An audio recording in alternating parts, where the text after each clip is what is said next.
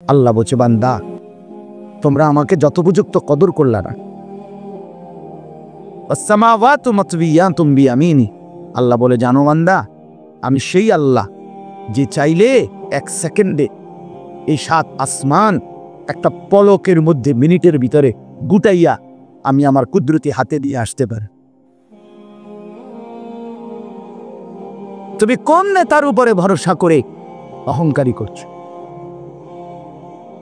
কিসে দুঃখ? তোমার এই বিল্ডিং না,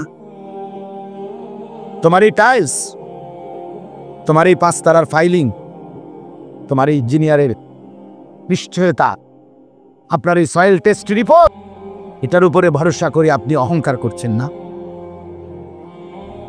স্বামী বিদেশ, এ কারণে মা বোন বাজারে ঘুরছেন না? বাস্তবাদের ছেলেরা, তোমাদের বাবা কিছু টাকা রোজগার করছে, এই কারণে জিন্দিগি ভাবে ছেলে দিলা। এক ওয়াক্ত নামাজ পড়তে মন চায় না, তাহলে আল্লাহ লাগবে না বন্ধু? না, মালিক লাগবে না? আল্লাহ বলে, এই দুনিয়ায় আমি রব্বুল আলামিন আমার বান্দাদের মধ্যে কর্ম আমি আল্লাহ নিজে বন্টন করে থাকি। এটা কোরআনের আয়াত। আল্লাহ বলছে আমি বন্টন করি, আমি বন্টন করি, নাইলে কেউর পক্ষে সম্ভব না। আল্লাহ এই প্রখর রোদের মধ্যে কেউ কাজ করে, প্রচন্ড আগুনের মধ্যে কেউ কাজ করে। সিমেন্ট ফ্যাক্টরিতে গিয়ে দেখেন, রড ফ্যাক্টরিতে গিয়ে দেখেন। আমি একবার চুন ফ্যাক্টরিতে গেছি, চুন বানায় যে, ওইখানে দেখছি ছাতক সিলেট, এই যে মানুষের পানের লগে চুন খায় যে, এডি আল্লাহু আকবার, আমার কাছে মনে হচ্ছে এটা জাহান্নামের টুকরা। আগুন কাকে বলে? এত তীব্র প্রখর আগুন। ওইখানে মনে করেন ওই বিল্ডিংটা আমার এখান থেকে মানে গরমের হাট লাগতেছে, আমি পারতেছি না আগাইতে, অথচ ওইখানে দাঁড়াইয়া দেখছি কর্মচারীরা বড় বড় লোহার আংটার মতো এগুলা দিয়ে দিয়া পাথর এগুলো লাড়তেছে, আরামসে হেতে কথাও কয়, তিড়েও লাড়ে, মানে অথচ আগুনটা কি আগে জাহান্নামের আগুনের, কিন্তু তার ধৈর্য কুলাইল কেমন? আল্লাহ বলেন, এটা আমি বন্টন করি, আমি এই দুনিয়ার কর্ম বন্টন করি, ফলে এই দুনিয়ার এই স্বাভাবিকতা ভারসাম্য টিকে আছে। আমরা আল্লাহর সাথে বেশি তুচ্ছ অবজ্ঞা করছি, আমরা জানি না আমাদের শেষ পরিণতি কি। ওমা কাদারুল্লাহ হাক্কা কদরি, আল্লাহ বলছে, বান্দা তোমরা আমাকে যথোপযুক্ত কদর করলা না। আসসামাওয়াতু মাতবিয়াতুম বিয়ামিনি, আল্লাহ বলে, জানো বান্দা আমি সেই আল্লাহ যে চাইলে এক সেকেন্ডে এই 7 আসমান একটা পলকের মধ্যে মিনিটের ভিতরে গুটাইয়া আমি আমার কুদরতি হাতে দিয়ে আসতে পারি। তুমি কোন নেতার উপরে ভরসা করে অহংকারী করছো? কিসে দুঃখ? তোমার এই বিল্ডিং না, তোমার এই টাইলস, তোমার এই 5 তারার ফাইলিং, তোমার এই ইঞ্জিনিয়ারের নিশ্চয়তা, আপনার এই সয়েল টেস্ট রিপোর্ট, এটার উপরে ভরসা করে আপনি অহংকার করছেন না? স্বামী বিদেশ, এ কারণে মা বোন বাজারে ঘুরছেন না? বাস্তবাদের ছেলেরা, তোমাদের বাবা কিছু টাকা রোজগার করছে, এই কারণে জিন্দিগি ভাবে ছেলে দিলা। এক ওয়াক্ত নামাজ পড়তে মন চায় না, তাহলে আল্লাহ লাগবে না বন্ধু? না, মালিক লাগবে না? সোজা কথা, অনুভূতি জাগা দরকার দোস্ত, বিবেক জাগা দরকার। বলেন, সারা দিনে মোবাইল টিপে জিন্দিগির কি অর্জন হচ্ছে? জীবনটা আমাদেরকে কি পরিমাণ হায়াতের সময় আমাদের মিথ্যে। আহা যুবক, যদি বুঝতেই হবে বাপ, ও চিরেই বুঝবে, ও চিরেই বুঝবে। এই প্রযুক্তি আগে ছিল না, আগামী দিনে থাকবে না। ফেসবুক থাকবে না, ইউটিউব থাকবে, যেহেতু আগে ছিল না, সামনেও থাকবে না। কত প্রযুক্তি তো নাই। ফিতাওয়ালা সেই ক্যাসেট এখন নাই, তখন কি ফিতাওয়ালা ক্যাসেটওয়ালারা ভবিষ্যৎবাণী করছিল যে এটা আর থাকবে না? পাতলা পাতলা যে সিডি, এগুলো তো এখন নাই। তখন কি ওই সিডিওয়ালারা ভবিষ্যৎবাণী করছিল যে এগুলো থাকবে না? এটাও থাকবে।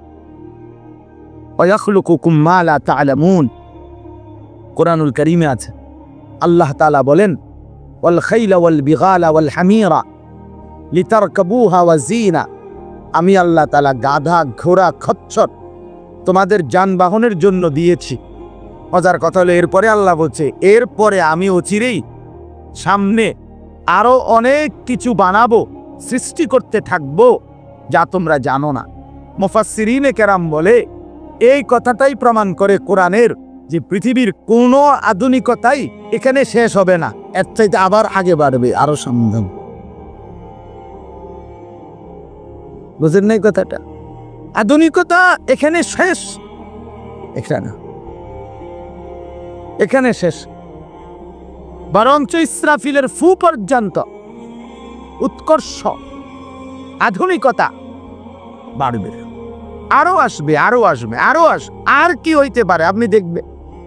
আমার তো মনে আছে প্রথম যেদিন আমারে প্রথম 2-4 বার শুনাইছিল যে মোবাইলের মধ্যে ছবি দেখা যায় বিদেশ থেকে কথা কইলে, যিনি কথা কইতেছে আমি হাসি দিয়ে উড়ে দৌড় বেড়া বেউকুফ বেড়া, কি কস না কস।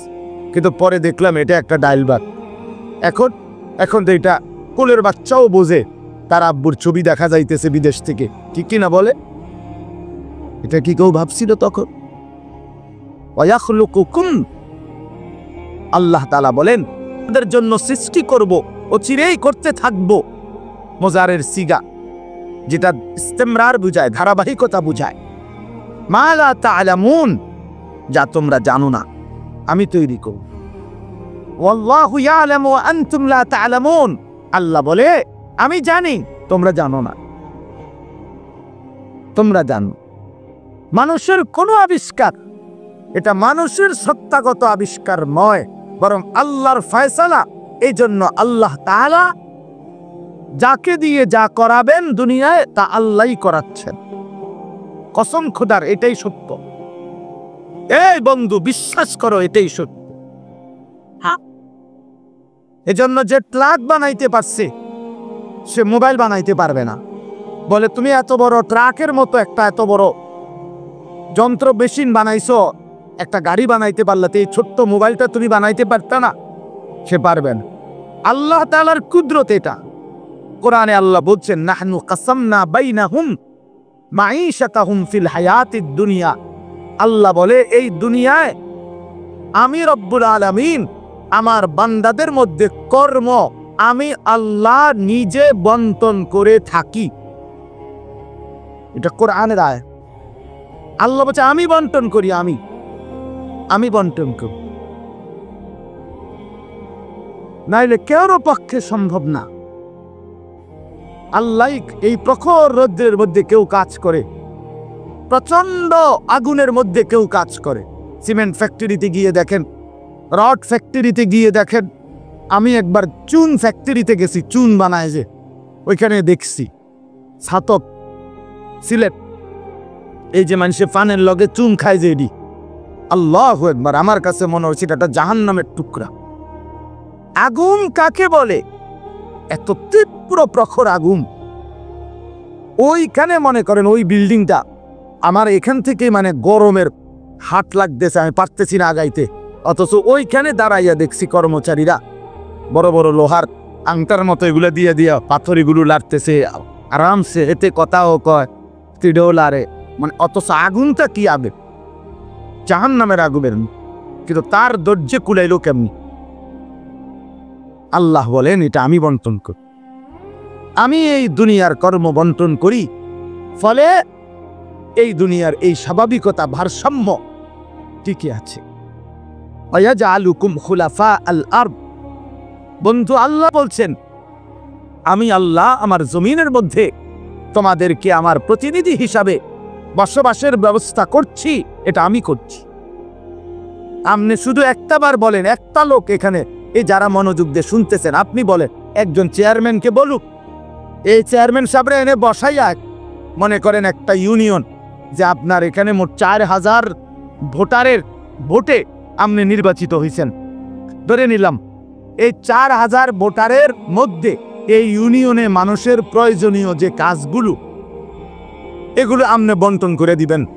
আমনে যেহেতু জনপ্রতিনিধি, আমনে ভাগ করে দিবেন। রিক্সা চালাইব কয়জন, অটো চালাবে কয়জন, জুতা সেলাই করব কয়জন, চুল কাটবে কয়জন, তরি তরকারি করবে কয়জন, টয়লেট বাথরুম সাফ করবে কেটা কেটা, এটি আমনে লিখে দিবে। চেয়ারম্যানের বাপ না, চেয়ারম্যানের 14 গোষ্ঠী পারবে এটা মিলাইতে? কথা বলেন না, পারবে এগুলো বন্টন করে দিতে? যারে প্রথম বলবো যে তুমি রিক্সাটা চালাইবা, তে কইব কি আমি কি ভোট অর্ধেক নিয়ে দিছি, আপনি প্রথম রিক্সাটাই আমারে দিলেন, আপনি কি কমপক্ষে প্রাইভেট কারটাও দেখলেন না? বলবে কি না বলেন নাকি? সম্ভব এটা? সম্ভব। সুবহানাল্লাহ। নাহনু কাসামনা বাইনাহুম মাঈশাতাহুম ফিল হায়াতিদ দুনিয়া। রব্বুল আলামিন বলেন, দুনিয়ার হায়াতে আমার প্রতিটা বান্দার কর্মের বন্টন আমি করে থাকি। ওয়ারাফা'না বা'দাহুম ফাওকা বা'দিন। এরপরে আজীব কথা আল্লাহ বলেন, আমি রব্বুল আলামিন আমার বান্দাদের মধ্যে এই দুনিয়ায় একদল আরেক দল, একজন আরেকজনের উপরে মর্যাদাবান করে থাকি। ফলে লিয়াত্তাখিযা বা'দুহুম বা'দান সুখরিয়া। ফলে আমার বান্দারা একে অপর থেকে নিজেদের প্রয়োজনীয় কাজগুলো আদায় করতে পারে। সুবহানাল্লাহ। আল্লাহ বলেন, আমি মাথায় ঢুকাইছি, তুই রিক্সা চালা, এই প্যাসেঞ্জার তোর সিটের উপরে বসে, সে বসে থাকবে, তুই চালাবি। আল্লাহ বলেন, এটা এই যে একজন, দুইজনই মানুষ, এটাও মানুষ ওটাও মানুষ। এই লোকটা প্রতিটা প্যাডেল মানে রিক্সা ঘুরাচ্ছে, তার ঘাম বাইয়া পড়তেছে, আত্মে বেটা জমিদারের মতো। সে এয়াটার মধ্যে, ফোমের এয়াটার মধ্যে, সিটটার মধ্যে বইয়া মোবাইলে কথা কয়, ট্যাং দুইটা আলগি দিয়া, কিরে বেটা কি তারে। তা সে যদি বলতো, বেটা প্রয়োজনে ভিক্ষা করে খামু বেটা, তো তোরে ভেবে টাইম তবে নাম বেটা, দুজন একটা জাম্পবে না। কথার কথা, কে তারে মুজাবে তখন? কিন্তু আল্লাহ তাআলা বলেন, আমি আমার এই বান্দাদের মধ্যে বুঝাইস, একজন ড্রাইভার, একজন প্যাসেঞ্জার, একজন বিক্রেতা, একজন ক্রেতা, একজন সারাটা দিন মেহনত। আহা বন্ধু, আমি তো অনেকবার, আমি ঢাকা যখন পড়ালেখা করছি, কত সময় তাকায় দেখছি এই যে গার্মেন্টস মিল ফ্যাক্টরির শ্রমিকরা, ছেলে মেয়েগুলো, কি পরিমাণ মানবেতর জিন্দিগি। তারা এই 8 ঘন্টা 10 ঘন্টা ওভার টাইম করে ডিউটি শেষ করে ছোট্ট ছোট্ট খুপড়ির মতো কোন রকম জিন্দিগির জীবনটা তারা কষ্ট করে চালায়। অল্প কয়টা টাকা বেতন পায়, বেতনটার জন্য কত সময় কত আন্দোলন করতে হয় তাদেরকে। এই সামান্য কয়টা টাকা দিয়ে তারা জীবনটা নির্বাহ করে বছরের পর বছর, অথচ তাদের সেই কষ্টের মেহনতের পরিশ্রমের পণ্যটা বিক্রি করে মালিক ও পক্ষ কোটি কোটি টাকার রাজপ্রাসাদে আলিশান বিত্ত বৈভবের মধ্যে উল্লাস করছে।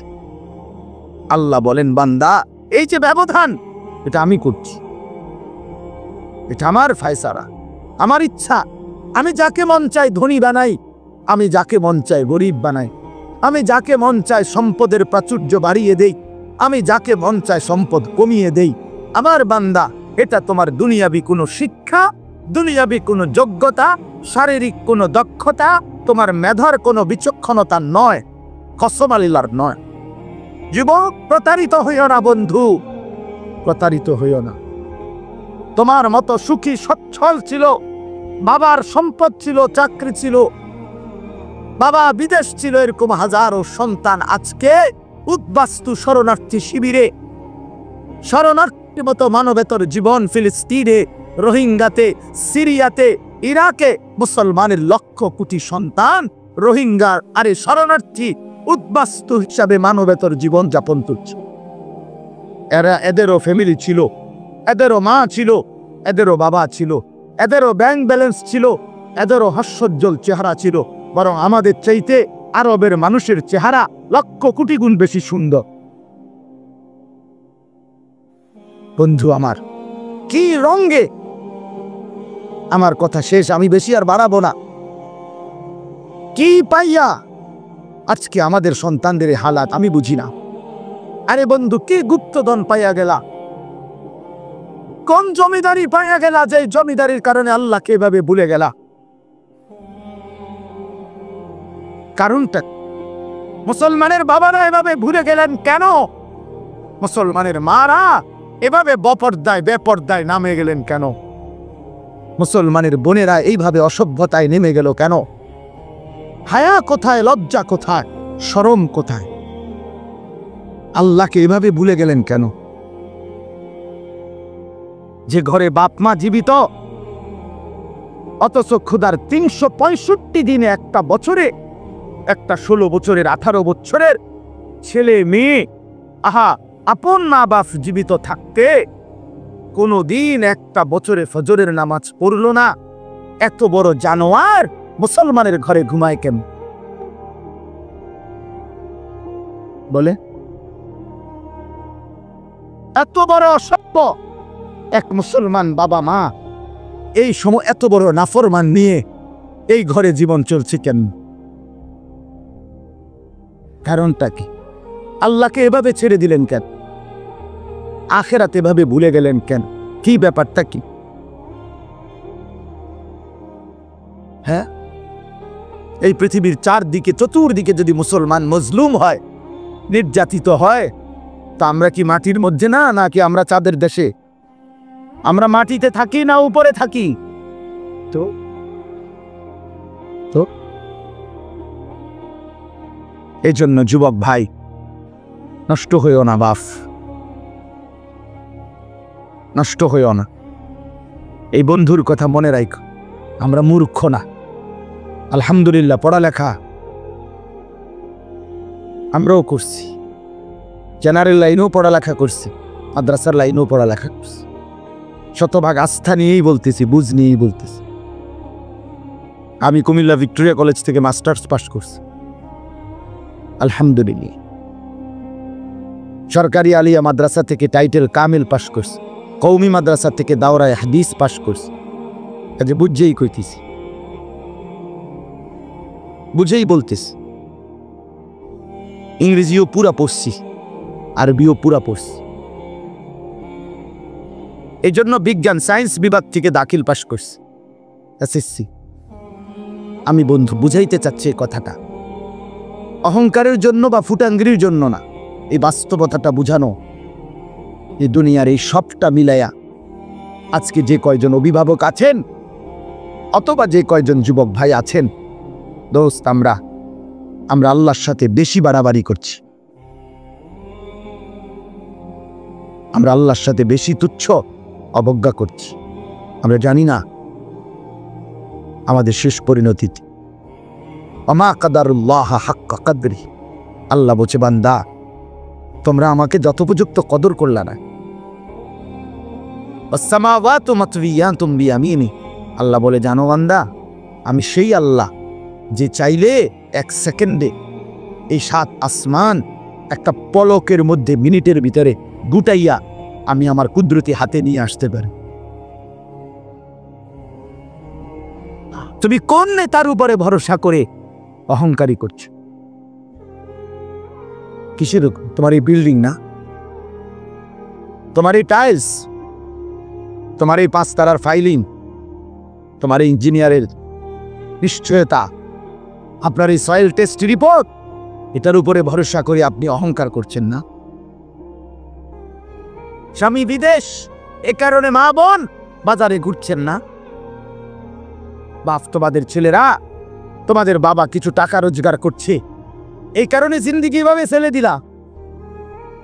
1 ওয়াক্ত নামাজ পড়তে মন চায় না, তাহলে আল্লাহ লাগবে না বন্ধু? না, মালিক লাগবে না? আল্লাহকে লাগবে না? তাই আজকে যারা এশার নামাজ পড়ো নাই, কেন পড়লা না? এই হাইওয়ান, পড়লা না কেন? এই হারামি, পড়লা না কেন? সারাদিনে 1 ওয়াক্ত নামাজ পড়ো নাই যে, তোমার চেয়ে নিকৃষ্ট মানুষ, নির্লজ্জ মানুষ আর কি হইতে পারে? মুসলমানের ঘরে জন্ম নিয়ে এক মুসলমান মায়ের পবিত্র দুধ টানা 2টা বছর খেয়ে এত নিকৃষ্ট মানুষ হয় কেন? এত নিকৃষ্ট মুসলমান হয় কেমনে মিয়া? এত অসভ্য মুসলমানের রক্ত বেদামি হবে কেন? অনুভূতি এভাবে মরে যাবে কেন? এই জন্য আমি আপনাদের সামনে কোরআনুল কারীমের যে আয়াতটা পড়ছি, সূরা আলে ইমরানের 102 নম্বর আয়াত, আল্লাহ তাআলা বলছেন, ইয়া আইয়ুহাল্লাযীনা আমানুত্তাকুল্লাহা হাক্কা তুকাতিহ, হে ঈমানদারগণ, হে মুসলমানরা, মুমিনরা, তোমরা আমার। আল্লাহ বলছে 89 বার কোরআনুল কারীমের মধ্যে আল্লাহ তাআলা, একবার দুইবার না দোস্ত, হে ঈমানদারগণ, হে আমার মুমিন বান্দা, এই কথা বলে আল্লাহ 89, 8, 9, 89 বার আল্লাহ কোরআনে ডাক দিছে। বলছে তুমি আমার বান্দা, তুমি মুমিন, তোমারে আমি জান্নাত দেব। বান্দা, তোমারে আমি জান্নাত দিতে চাই, বিশ্বাস করো, তোমার জন্যই জান্নাত, কোনো বেঈমানের জন্য জান্নাত না। ঈমানবিহীন কেউ জান্নাতে যাবে না। পৃথিবীর সমস্ত ভালো কাজ যদি কোনো বেঈমান করে, তো বসে জান্নাতি হবে। গোটা পৃথিবীটাও যদি কেউ মালিক হইয়া দান করে দেয়, এত বড় মহানুভব, কিন্তু সে বেঈমান, ঈমান হীরা হারা, কালেমা হারা, সে কশ্চিম কালেও পরকালীন মুক্তি পাবেন। ঈমান এইসা সম্পদ, ঈমান এতনা দামি জিনিস, এতটা দামি সব। ঈমান বিহীন গোটা পৃথিবীর কিছুরই কোনো মূল্য নেই। তো আল্লাহ বলে, সেই ঈমান আমি তোমাকে দিয়েছি বান্দে, আমি গ্রহণ করছি। ইয়া আইয়ুহাল্লাযীনা আমানু, হে ঈমানদারগণ, তার মানে তোমার এটা ফরমটা আমি নিছি, তোমার ঈমানদার হিসেবে গ্রহণ করছি, তোমারে মুসলমান বলে নিলাম আমি, এজন্যই তো ডাক দিলাম, আমার বান্দা, ডাক তো তোমাকে দিলাম। হযরত হাসান বসরি রাহমাতুল্লাহ আলাইহি বিশ্ববিখ্যাত তাবেঈ ছিলেন, আলেম ছিলেন, শ্রেষ্ঠ বুজুর্গ ছিলেন হাসান বসরি রাহমাতুল্লাহ। আমরা তাফসিরে পড়ছি, উনি বলতেন, যখনই কোরআনের এই আয়াত ইয়া আইয়ুহাল্লাযীনা আমানু এটা শুনবে, তো প্রত্যেকটা মুমিনের উচিত সে কান খাড়া করে সাথে সাথে নড়ে চড়ে বসা, আর হৃদয়ের মধ্যে কথা আনা, আমার মুনিব আমাকে ডাকছেন, এখন হয়তো আমাকে কিছু করতে বলবেন অথবা কিছু নিষেধ ছাড়তে বলবেন, আর আমার উচিত মুনিবের ডাকেই সাড়া দেওয়া। তো আল্লাহ তাআলা এখানে বলছেন, ইয়া আইয়ুহাল্লাযীনা আমানু, হে ঈমানদারগণ, ইত্তাকুল্লাহা হাক্কা তুকাতিহ, তুমি পূর্ণ হক আদায় করে, সামর্থ্যের সবটা দিয়ে, নিজ যোগ্যতার সবটুকু দিয়ে, নিজ সামর্থ্যের সবটা দিয়ে হক আদায় করে তুমি আল্লাহকে ভয় করো, তাকওয়া অর্জন করো। আখিরাত খামখেয়ালি করো না, আল্লাহর হুকুম মানাটাকে খামখেয়ালি করো না, নয় ছয় মনে করো না, জোরাতালি মনে করো। হাক্কা তুকাতিহ, একেবারে হক আদায় করে আল্লাহকে ভয় করো।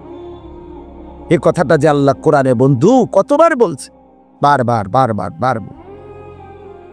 ইয়া আইয়ুহাল্লাযীনা আমানুত্তাকুল্লাহা ওয়া কুলু কাওলান সাদীদা, এই যে আল্লাহ, ইয়া আইয়ুহাল্লাযীনা আমানুত্তাকুল্লাহা ওয়া কুনু মা'আস সাদিকিন, এই যে আল্লাহ বলছে, ইয়া আইয়ুহাল্লাযীনা আমানুত্তাকুল্লাহা ওয়াল তানজুর নাফসুম মা কদ্দামাত লিগাদ ওয়াত্তাকুল্লাহ, এই যে আল্লাহ বলছে, ইয়া আইয়ুহান নাসুত্তাকু রাব্বাকুম আল্লাযী খালাকাকুম মিন নাফসিন ওয়াহিদা, এই যে আল্লাহ বলছে, ইয়া আইয়ুহান নাসুত্তাকু রাব্বাকুম ইন্না জালজালাতাস সাআতি শাইউন আযীম, এই যে আল্লাহ বলছেন, বারবার বারবার বারবার আল্লাহ বলছে, হে ঈমানদার মুমিন বান্দা আমার, তুমি অন্যদের মতো না,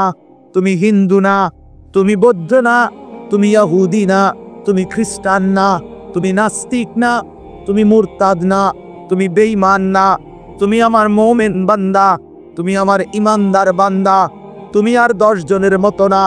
ভাত আমি সবাইকে খাওয়াবো, সেজদার তৌফিক আমি সবাইকে দেব না। বউ বাচ্চা, স্ত্রী, সন্তান, সংসার, বাড়ি গাড়ি, ক্ষমতা, এটা তো আমি আল্লাহ বেঈমানকেও দিচ্ছি, বেশি দিচ্ছি। কিন্তু আল্লাহ বলেন, মুমিন তোমাকে আমি জান্নাত দেব, জান্নাত, জান্নাত দেব, জান্নাত দেব। ইমানদার জান্নাত এক পলক দেখবে। হাদিসের মধ্যে আছে, আল্লাহর নবী সাল্লাল্লাহু আলাইহি ওয়াসাল্লাম বলেন, পুরাটা হায়াত যেই বান্দা, যেই মুমিন দুঃখ কষ্ট আর যন্ত্রণায় কাটাইছে, কোনোদিন এক সেকেন্ডের জন্য সুখ পায় নাই, কিন্তু এক মুহূর্তের জন্য আল্লাহর নাফরমানি করে নাই, খোদার কসম আল্লাহর নবী বলেন, বন্ধু, হাসরের ময়দানে আল্লাহ তার সেই অনুগত বান্দাকে, হুকুম মাননেওয়ালা মুমিন যে কোনোদিন সুখ পায় নাই, দুনিয়ায় আনন্দ পায় নাই, দুঃখ আর যন্ত্রণা, আমার একজন নিকটাত্মীয় আছে, আমার এই হায়াতে আমার ঘনিষ্ঠ আপনজন, আমার এই হায়াতে, আমার এই 20-25 বছরের ভিতরে আমি কোনোদিন তার সুখের কথা খুব কমই শুনছি। যখনই শুনছি উনি বিপদেই আছে, কোনো না বড় সড় মুসিবতে, একটার পর একটা তার বিপদ লেগেই আছে। বিপদ যেন তারে ছাড়ে না, মুসিবত যেন তার। আমি তার জন্য নিজে উমরা করছি, কত সময় কত দোয়া আমার সেই আপনজনের জন্য আমি করি, কিন্তু আমার কাছে মনে হয় আমার মালিকের ফয়সালা এটা যে মুসিবত তাকে ছাড়ে না, বিপদ তাকে ছাড়ে না। আল্লাহর নবী সাল্লাল্লাহু আলাইহি ওয়াসাল্লাম বলেন, এই প্রচন্ড মুসিবতের ভিতরেও আমার হুকুমটা মেনে যে আখিরাতে গেল, আল্লাহ তাআলা ফেরেশতাকে বলবে, আমার এই বান্দাকে জান্নাতের চারদিকটা একবার ঘুরাইয়া জান্নাতের দরজা বরাবর একটু দাঁড় করাইয়া আবার নিয়ে আসো। কসম আল্লাহর, এটা হাদিস। ওই জীবনভর দুঃখ কষ্টে আল্লাহর হুকুম মেনে গেছে, সেই লোকটাকে চারদিকে ঘুরাইয়া জান্নাতের দরজার কাছে একটা মিনিটের জন্য ফেরেশতা দাঁড় করাবে। জান্নাতের একটা মিষ্টি বাতাস 1 সেকেন্ডের জন্য তার কলিজাটার মধ্যে এসে লাগবে ভিতর থেকে। এইবার লোকটাকে আল্লাহ রসুল বলেন, আল্লাহর সামনে যখন আনা হবে, আল্লাহ তাআলা জিজ্ঞেস করবে, আমার বান্দা, জীবনটা বুঝি দুঃখ আর কষ্টে কাটাইছ না? কসম আল্লাহর হাদিস আছে, ওই বান্দা বলবে, মাওলা, বলেন কি মাওলা, জীবনে দুঃখ কি জিনিস আমি তো কখনোই দেখিনি। আল্লাহর কসম, রসুল বলছে, মুমিন ওই 1 সেকেন্ডের জান্নাতের বাতাস তার 70 বছরের দুঃখ ভুলায় দি, মুসিবত ভুলায়। এজন্য বন্ধু, চালাক মনে করেন না, সিটার বাটপার যারা, হ্যাঁ আমনে চালাক, আমরা বেকুব, জি না, আমরা ভাত খাইয়া বড় হয়েছি, আমি বন ফানি চা দিয়া ভিজাইয়া খাইয়া বড় হয়েছি না। যুবক তোমরা যেন নামাজ পড়ো না, আর সারাদিন নারীর ছবি আর নর্তকীর নাচ গান আর এই ফালতু জিন্দিগি, সমবয়সীদের সাথে আড্ডার মাস্তানি আর এই সদর বদর। তুমি চালাক বেটা, হ্যাঁ আমি বেউকুফ। কেন বেউকুফ হবো আমি? তুমি যা খাইয়া বড় হইছো, আমি তো তা খাইয়েই বড় হইছি। এই মাটি আলো বাতাসে যদি তুমি বড় হও, তো আমি কি মাটির তলে বড় হইছি? বুঝবো না কেন? বুঝি না কেন? কি বেশি বুঝ জ্বালাইছো তুমি?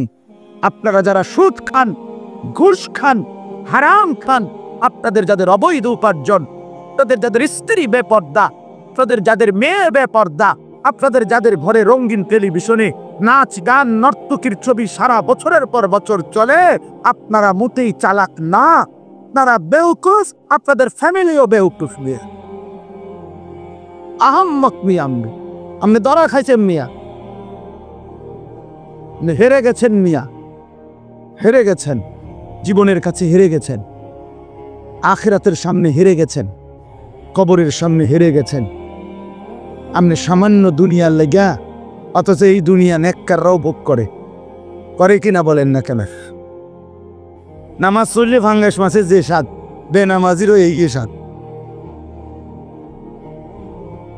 বেনামাজি যেটারে টাইলস কয়, নামাজি এটারই টাইলস কয়, এতে কোনো মাটি কয় না। তাহলে আপনি আহামরি কি দুনিয়া ভোগ করলেন বলেন? কি জন্য আখিরাত ছেড়ে দিন? আল্লাহ আমাদেরকে বুঝার তৌফিক দান করে। অতএব বাপ, আমার কথা একটু শক্ত, পরে মনে মনে কইবেন যে এরম দিয়ে একজন ঠায়ে হুজুরদের মধ্যে কিছু থাকি, কি করবে? কিছু শক্ত হুজুর থাকতেই পারে না, বেজাল্লা হুজুর ধরেন না। আমি এই কিছু বাকি আমি দিল জাগাইতে চাই, খোদার কসম দুশ্মনী নিয়ে বলি না। কি ভাই, কারোর সাথে কোনো দুশ্মনী ছিল কি? কোনো ঝগড়ার কারণে বলা হইতেছে এটা কি মারামারি? কি জামা পড়তে লাইছি আজ যে সুরেলাম তোরে বেটা ফাইস বাচ্চার তোরে আজ গিয়া ফাইস মাইকো ফাইছি সুবিধা মতো আজকে কই না। ব্যাপারটা তো এটা না দোস্ত আমার, বাপ আমার, পর্দার আড়ালের মা বোন, আপনাকে জাগাইতে চাই মা, কেন বেপর্দার জিন্দিগি? যে নারী তার ইজ্জতের কদর বোঝে না, যে নারী তার পর্দার কদর বোঝে না, যে নারী তার সতীত্বের সম্ভ্রমের কদর বোঝে না, খোদার কসম সে নারী না, সে কোনো মহিলা না, সে ভিন্ন কোনো পদার্থ হইতে পারে। নবী বলছেন নারী বলে তাকে আড়ালে থাকে যে, নিজেকে পর্দায় রাখে যে, নিজেকে আড়ালে রাখে যে, তাকেই বলে নারী। এজন্য যে বেপর্দা, বেহায়া, নির্লজ্জা, বেশরম, এটা কোনো নারী না, অন্য কোনো পদার্থ, অন্য কিছু। বলে তো কিতাই রে হেবুডি ডাক্তার দেখ, ডাক্তার এই তো একটা রিপোর্ট দিব, ওটা পরীক্ষা নিরীক্ষা করে চাইব কিতাই রে, আমি কিনলে কইতাম। রাসূল বলছে নারী বলে তাকে পর্দায় থাকে। আল্লাহ আমাদেরকে বুঝার তৌফিক দান করে। অতএব এটাই কথা আমার, রমজান সামনে, আমাদের জীবনের সুযোগ নিজেকে বদলানো, নিজেকে পরিবর্তন করার, জীবনটা গঠন করার। এজন্য আমি এই আয়াত করছি। আল্লাহ বলছে বান্দা সাধ্যের সবটুকু দিয়ে সর্বোচ্চ হক আদায় করে আমাকেই ভয় করা। আর আল্লাহকে ভয় করার অর্থ দুইটা, সমস্ত গুনাহ ছেড়ে দেওয়া, আল্লাহর সমস্ত হুকুম পালন করা। আল্লাহ আমাদেরকে তৌফিক দান করে। ওয়ালা তামুতুন্না ইল্লা ওয়া আনতুম মুসলিমুন। এবং আল্লাহ তাআলা সাথে সাথে বললেন বান্দা দুনিয়া, কথাটা খেয়াল করেন, এই শেষ কথাটা আল্লাহ বলছে বান্দা, আমি আবারও বলছি বান্দা দেখো দুনিয়া কিন্তু পার হইবা, দুনিয়া অনুগত অবাধ্য, ইমানদার নাফরমান, আদেশ পালনকারী অমান্যকারী, দুনিয়া কিন্তু প্রত্যেককেই আমি ভোগ করতে দেই সুখ, স্বাচ্ছন্দ্য, আনন্দ, ফুর্তি, স্বস্তি, উল্লাস। হ্যাঁ, এই দুনিয়া উপভোগ, এটা কিন্তু আমি নাফরমানকেও দেই বান্দা, এটা আমার নিজাম, আমি দেব। কিন্তু বান্দা ওই কবর থেকে নিয়ে আখিরাত, পরকালে সেখানে যদি সুখ মিলতে হয়, স্বস্তি মিলতে হয়, স্বাচ্ছন্দ্য মিলতে হয়, তৃপ্তি মিলতে হয়, উল্লাস পেতে হয়, আল্লাহ বলছে বান্দা বিশ্বাস করো, আমি তোমার অনুরোধ করছি বান্দা, পূর্ণ মুসলমান না হয়ে, আমার অনুগত না হয়ে, আমার গোলামি না করে কবরে আইসো না, মৃত্যুবরণ কইরো না। এই সুখ ওইখানে মিলবে না, এই সুখ ওইখানে কি হবে না। এখানে আমি অনুগত অবাধ্য উভয়কেই দুনিয়া ভোগ করতে দেই, কিন্তু কবরে দেব না, আখিরাতে দেব না, হাসরের মাঠে দেব না। সেখানে শুধুই উইদ্দাত লিল মুত্তাকিন, জান্নাত বানানোই হয়েছে মুত্তাকিদের জন্য, আখিরাতের সুখ বানানোই হয়েছে আদাত্তু লিইবাদিয়াস সালিহিন, আল্লাহ বলছে আমার নেক বান্দাদের জন্য। অতএব আমার বক্তব্য এটাই, রমজানকে কদর করে, রমজানটাকে সামনে নিয়ে প্রত্যেকটা নারী পুরুষ, ছেলেরা, নওজোয়ানরা, বাবারা গুনাহমুক্ত একটা জীবন গড়ার সিদ্ধান্ত। চুরি, ডাকাতি, জিনা, বেবিচার, সুদ, ঘুষ, মদ, জুয়া, বেহায়া, বেপর্দার জিন্দিগি থামায় দে। যুবক থেমে যাও, বাপ থামো ভাইয়া, অনুরোধ করছি, এক ভাই বললাম থেমে যাও, অসভ্যতার এই জিন্দিগি ছাড়ো, বেনামাজির এই জিন্দিগি ছাড়ো, সারাদিন নারী নিয়ে আর মোবাইল নিয়ে পড়ে থাকা এই জিন্দিগি ছাড়ো।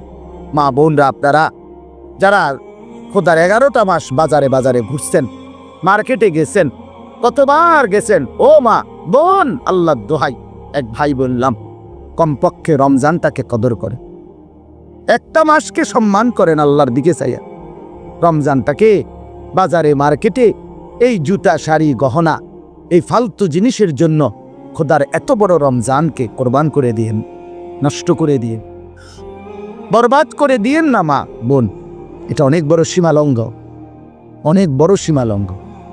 আল্লাহ তাআলা বলছেন, বান্দা আমি এত বেশি সুযোগ দিছিলাম রমজানে রহমত মাগফিরাত নাজাতে, কোনো মূল্যায়ন করলা না। এজন্য রমজানের লাস্টে জিব্রাইল পাঠাইয়া নবীজিকে আল্লাহ জানায় দিছে, জিব্রাইল গাও বলে আসো আমার বন্ধু, বন্ধু আপনার যেই উম্মত এত বড় রমজান পেয়েও কদর করে নাই, গুনাহ মাফ করায় না, তার উপরে আমি আল্লাহর লানত। জিব্রাইল আয়েশা বলছে, নবী আমি জিব্রাইলেরও লানত। নবীজি বলছে, আমিন। জিব্রাইল আমি মুহাম্মদেরও লানত। তোর উরফে আল্লাহ না গজব, তোর উরফে ফেরেশতাদেরও লানত, তোর উপরে রাসূলুল্লাহরও লানত, অভিশাপ, অভিশাপ। এজন্য ইয়া বাগিয়াল খাইরে আকবিল ইয়া বাগিয়াশ শাররে আকসি, শেষ কথা। নবী সাল্লাল্লাহু আলাইহি সাল্লাম বলে, রমজানের রাতে প্রত্যেক দিন সারা দিন রমজান ফেরেশতা ডাকে, হে নেক কাজের আগ্রহীরা এগিয়ে আসো, হে গুনাহের কাজের আগ্রহীরা এবার তো থামো, এটা থামো, এটা রমজান, এটা রমজান। যুবক এটা রমজান। মোবাইলটা আর খুলল না, নারীর ছবি আর দেখো না, বেনামাজি জিন্দেগি আর রাখো না। আমরা প্রত্যেকে নিয়ত করি ইনশাআল্লাহ, বলেন ইনশাআল্লাহ। আল্লাহ তাআলা তৌফিক দান করি।